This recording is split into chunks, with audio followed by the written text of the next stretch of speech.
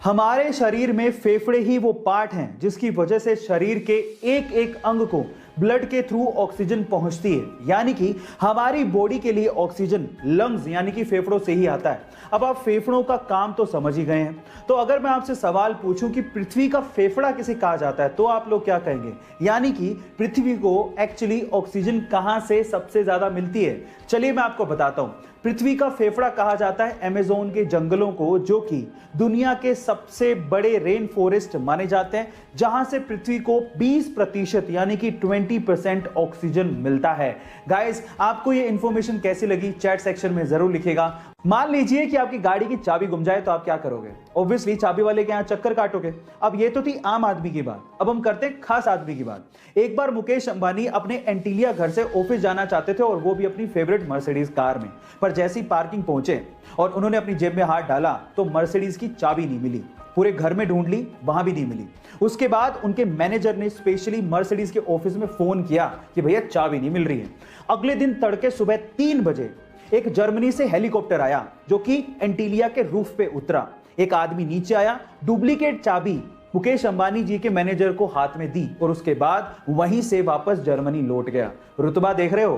Guys, आपको ये सुन के कैसा लगा चैट सेक्शन में जरूर लिखिएगा। गाइज, आपने जियो के बारे में तो जरूर सुना होगा। जी हाँ, रिलायंस इंडस्ट्रीज के मालिक मुकेश अंबानी की टेलीकॉम कंपनी की ही मैं बात कर रहा हूं। लेकिन अगर मैं आपसे सवाल पूछूं कि क्या जियो की भी कोई फुल फॉर्म होती है, या फिर ऐसे ही जियो और जीने दो लाइन से इन्होंने जियो शब्द को उठा लिया है? क्या आप जानते हैं? चलिए मैं आपको बताता हूं। एक्चुअली जियो शब्द ऐसी किसी लाइन से नहीं उठाया गया है, इसकी भी एक फुल फॉर्म होती है और इसकी फुल फॉर्म है जॉइंट इंप्लीमेंटेशन अपॉर्चुनिटी। आप में से कितने लोग ये बात जानते थे? चैट सेक्शन में जरूर लिखिएगा। कोरोना के चलते कनाडा की एक महिला को अपनी जॉब से हाथ धोना पड़ा, उसे जॉब से निकाल दिया गया। लेकिन जॉब से निकाले जाने के कुछ दिनों बाद ही वो महिला 437 करोड़ रुपए की मालकिन बन गई। लेकिन इतनी बड़ी रकम वो महिला नहीं जीत पाती अगर उसके पति ने सपना ना देखा होता। जी हां गाइस, ये बात सच है। महिला के अनुसार आज से 20 साल पहले उसके पति ने एक सपना देखा था और उस सपने में लॉटरी के स्पेसिफिक नंबर की टिकट देखी थी और इसी बात पे बिलीव करते हुए महिला पिछले 20 साल से लगातार उसी नंबर की लॉटरी टिकट को खरीदती आई है और फाइनली 20 साल का वो इंतजार खत्म हुआ और उस महिला की वो लॉटरी लगी और वो 437 करोड़ रुपए की मालकिन बन गई। गाइस, विश्वास करो तो कुछ भी पॉसिबल है। इतिहास में पहली बार 19 वर्षीय हरिद्वार की सृष्टि गोस्वामी को उत्तराखंड का एक दिन का सीएम बनाया गया। तारीख थी 24 जनवरी 2021। पर सवाल यह है कि 24 जनवरी की तारीख को ही क्यों चुना गया? क्या हुआ था इस दिन? तो चलिए मैं आपको बताता हूं। 24 जनवरी 1966 को इंदिरा गांधी ने भारत की पहली महिला प्रधानमंत्री के तौर पे शपथ ली थी।